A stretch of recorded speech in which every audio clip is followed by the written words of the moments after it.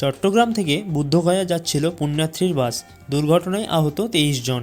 বাংলাদেশের চট্টগ্রাম থেকে বিহারের বুদ্ধগয়া যাচ্ছিল পুণ্যার্থীদের একটি দল। দুটি বাসে ছিলেন মোট 117 জন।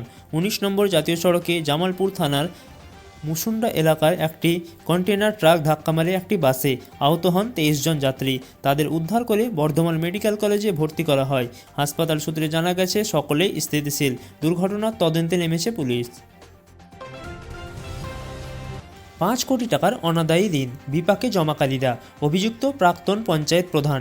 মালদার জামালপুরের ব্লকে চকদিঘি কৃষি সমবায় সমিতির জমাকারীরা এখন কার্যত দিশেহারা।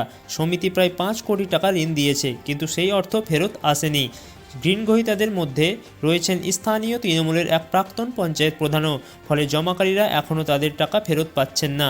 শুক্রবার অফিসের সামনে বিক্ষোভে ফেটে পড়েন বহু মহিলা আমানতকারী। সমিতির ম্যানেজার গৌরাঙ্গ মুখোপাধ্যায় অফিসে যাওয়া বন্ধ করে দিয়েছে বলে অভিযোগ জানা গেছে। এসআইআর নিয়ে পথে নামছে মমতা অভিষেক। মঙ্গলবার কলকাতায় রয়েছে বিশাল মিছিল।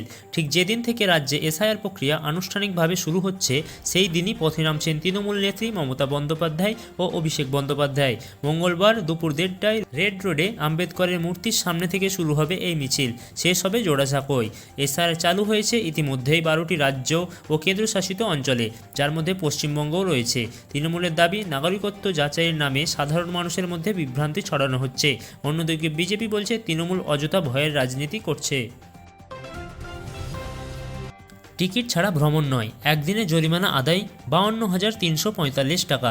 রেলে বিনা টিকিটে ভ্রমণকারীদের বিরুদ্ধে বড় পদক্ষেপ খড়গপুর ডিভিশনের। শনিবার হাওড়া জনশতাব্দী এক্সপ্রেস ও করমণ্ডল এক্সপ্রেসে অভিযান চালিয়ে ধরা পড়ে 75 জন, যাদের কাছে টিকিট ছিল না। অভিযুক্ত মোট 52,345 টাকা জরিমানা করা হয়। খড়গপুর ডিভিশনের সিনিয়র ডিএম নিশান্ত কুমার জানিয়েছেন, বৈধ যাত্রীদের সুরক্ষার স্বার্থে এই অভিযান নিয়মিত চলবে। যাত্রীদের অনুরোধ, দয়া করে টিকিট ছাড়া ট্রেনে উঠবেন না। অশান্তি থামাতে গিয়ে পুলিশ কর্মীদের হেনস্থার অভিযোগ। গ্রেপ্তার হলো 4 জন।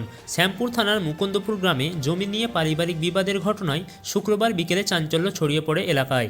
অভিযোগ, পরিস্থিতি সামাল দিলে পুলিশ কর্মীদের হেনস্থা করেন অভিযুক্তরা। পুলিশ গ্রেপ্তার করেছে অশোক সামন্ত, সঞ্জয় সামন্ত, বিশ্বনাথ সামন্ত ও সুরজিৎ প্রামাণিক নামে 4 জনকে। তাদের বিরুদ্ধে সরকারি কাজে বাধা দেওয়া ও পুলিশকে হেনস্থা করার মামলা যুক্ত করা হয়েছে। শনিবার উলুবেড়িয়া আদালতে তোলা হলে বিচারক 14 দিনের জেল হেফাজত নির্দেশ দেন।